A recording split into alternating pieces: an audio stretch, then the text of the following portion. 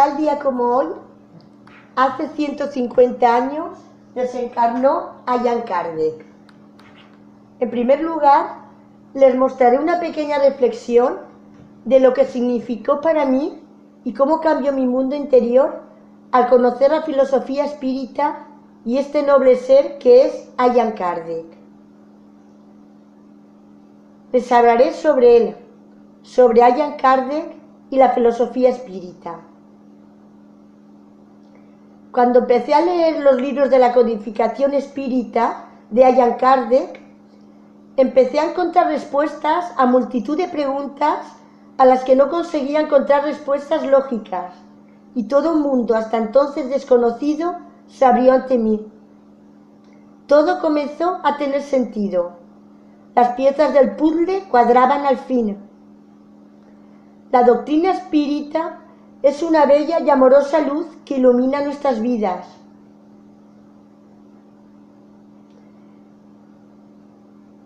Es difícil encontrar un grupo de personas como nosotros que nos respetemos y cuesta hablar abiertamente de este tema.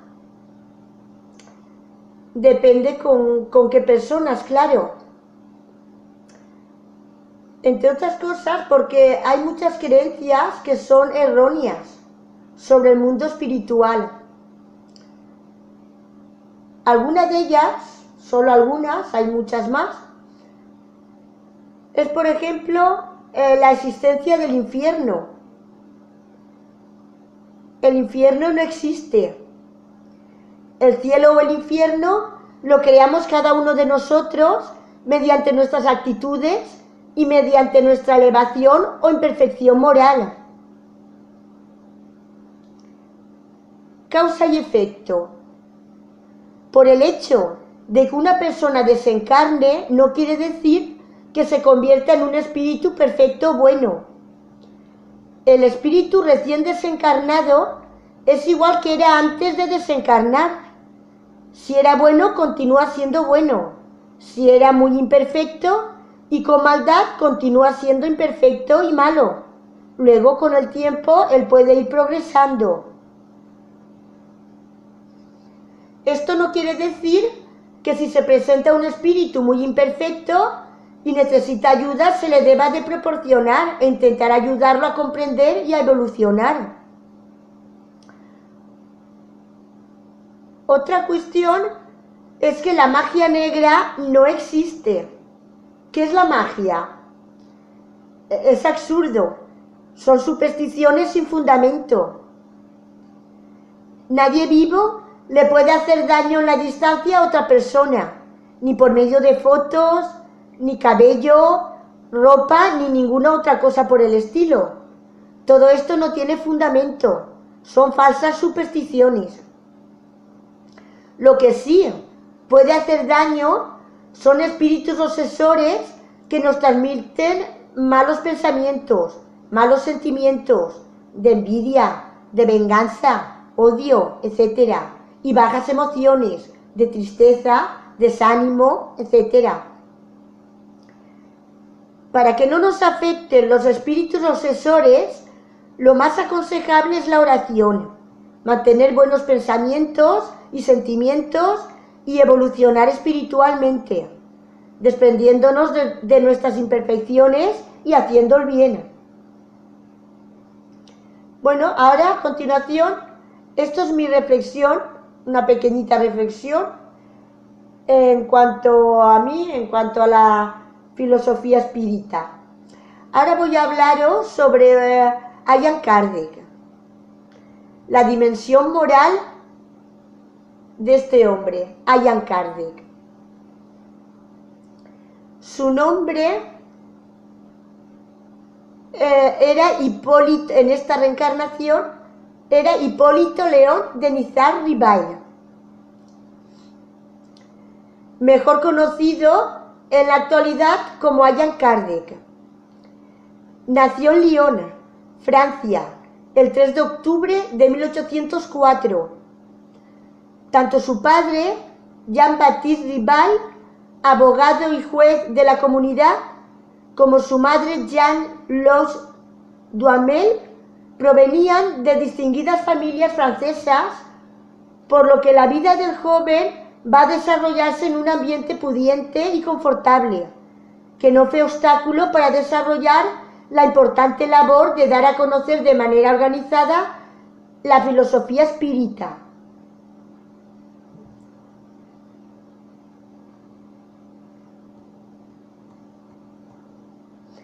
Su niñez transcurre con normalidad. Realiza sus primeros años de instrucción académica en su ciudad natal. Cuando tenía 10 años, fue enviado a estudiar a Suiza en el prestigioso colegio de Yverdon, bajo la supervisión de Juan Enrique Pestalozzi, considerado el pedagogo más famoso de la época, fama que lo obligaba en muchas ocasiones a ausentarse, dejando a cargo de la clase al mejor de sus discípulos, el joven Ribail, Allan Kardec, a quien nombró oficialmente como su maestre, antes de haber alcanzado los 15 años de edad. En el año 1819, Ribail regresa a Francia para continuar sus estudios. Llevaba como equipaje un amplio bagaje intelectual que le servirá de norte para consagrarse de manera definitiva a la pedagogía, a la cual va a dedicar la mayor parte de su vida. Su enfoque, tanto en el tema educativo como religioso, está determinado por las enseñanzas de Pestalozzi y por el pensamiento de Jean-Jacques Rousseau.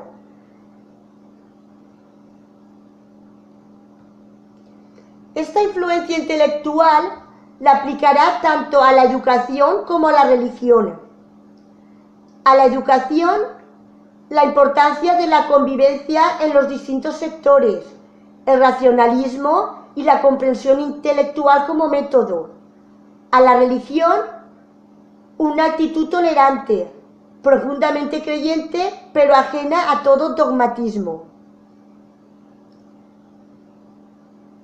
Con el propósito de difundir la educación, según lo aprendió en Yverdon, funda en principio una escuela de primer grado y después, en 1826, el Instituto Ribail, que va a contar con la asistencia académica de la señorita Amelia Gabriela Boudet, quien con el correr del tiempo se convertiría en su esposa y en un apoyo fundamental para desarrollar su misión.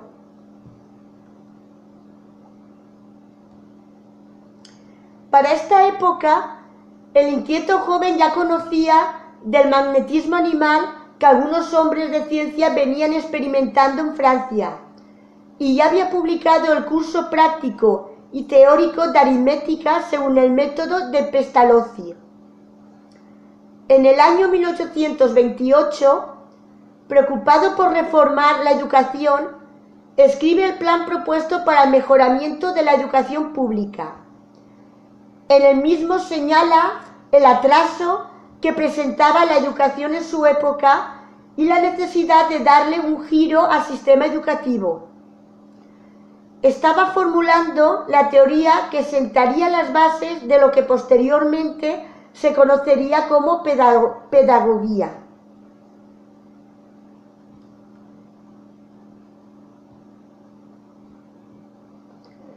Corría el año 1834 cuando el instituto comenzó a presentar pérdidas financieras, motivo por el cual decide cerrarlo, dedicándose a partir de entonces a llevar algunas contabilidades, a dictar algunos cursos y a publicar algunos libros pedagógicos, entre los que destacan Curso de Cálculo Mental, Manual de los Exámenes para los Certificados de Capacidad, Catecismo Gramatical de la Lengua Francesa, etc.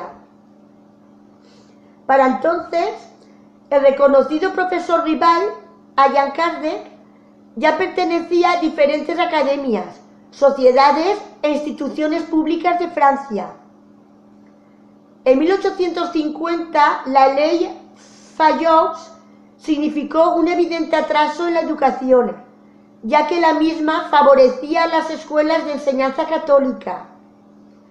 A partir de ese momento, la intervención del clero se fue apropiando de los espacios educativos. El Estado dejó de ser laico y la enseñanza religiosa pasó a ser obligatoria. Para pensadores liberales como Rival, esta situación resultaba inaceptable, por lo que, coincidiendo además con una enfermedad de la vista que ameritaba reposo, decide ausentarse de las actividades educativas.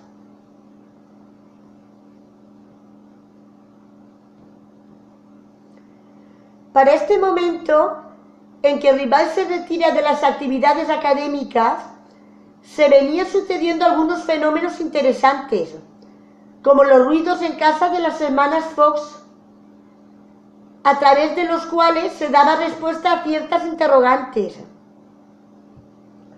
Estos hechos causarían gran furor tanto en Europa como en América.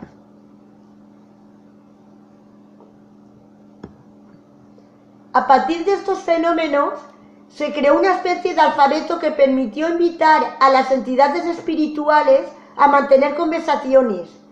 Esto trajo como lógica consecuencia nuevos planteamientos con respecto a la muerte, la inmortalidad del alma y a mantener constantes comunicaciones con los espíritus. En el año 1955, Rival es invitado a participar en algunas reuniones donde tiene la oportunidad de presenciar el fenómeno de las mesas giratorias, así como algunos ensayos de escritura mediúmnica.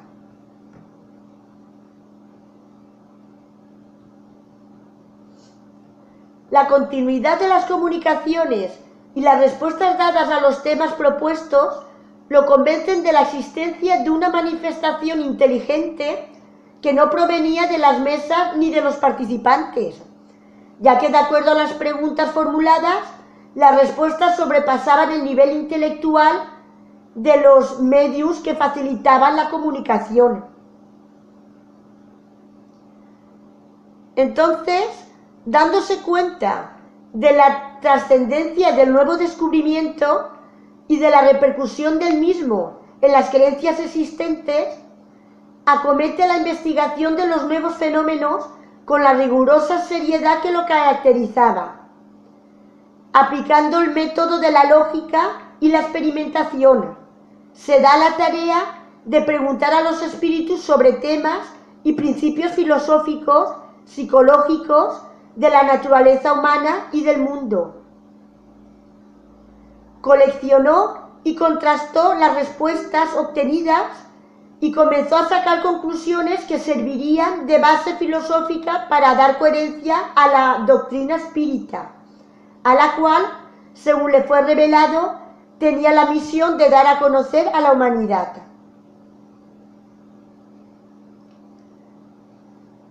En enero de 1858 comienza a circular bajo su dirección la revista Espiritista. En abril del mismo año funda la primera institución espiritista del mundo con el nombre de Sociedad Parisiense de Estudios Espiritistas. Para entonces, por recomendación de los espíritus, ya utilizaba el seudónimo de Allan Kardec, que fuera su nombre en una vida anterior como sacerdote druida en las Galias. La publicación de su magna obra, el Libro de los Espíritus, marca el inicio de una serie de obras de vital importancia para la comprensión de la doctrina espírita. Instrucción práctica sobre las manifestaciones espiritistas. ¿Qué es el espiritismo? El libro de los medios. El espiritismo es su más simple expresión. El Evangelio según el espiritismo. El cielo y el infierno y la Génesis.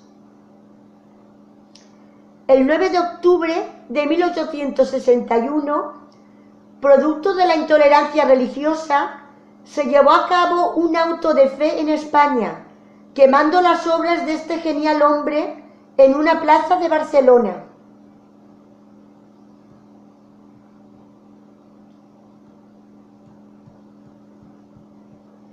Este hecho contribuyó a propagar con más fuerza las ideas espiritistas. El 31 de marzo de 1869, Allan Kardec deja su envoltura material, desencarna. Al año siguiente se inaugura un dolmen como monumento funerario en honor al insigne maestro illonés, en el que se puede leer: Allan Kardec, fundador de la filosofía espírita, nacer, morir y renacer una vez más, y progresar siempre. Tal es la ley. La doctrina espiritista trascendió las fronteras de Francia de la mano de un hombre que cumplió con el histórico compromiso espiritual que le fue asignado. La obra de Kardec es imperecedera por la claridad y lógica de sus postulados. La fuerza de la verdad que la caracteriza ha permitido que el espiritismo se consolide como una filosofía y doctrina de vida. Y finalmente os voy a hablar un poquito sobre su desencarnación. La desencarnación de Allan Kardec fue el día 31 de marzo, tal día como hoy, del año 1869. Hace hoy 150 años.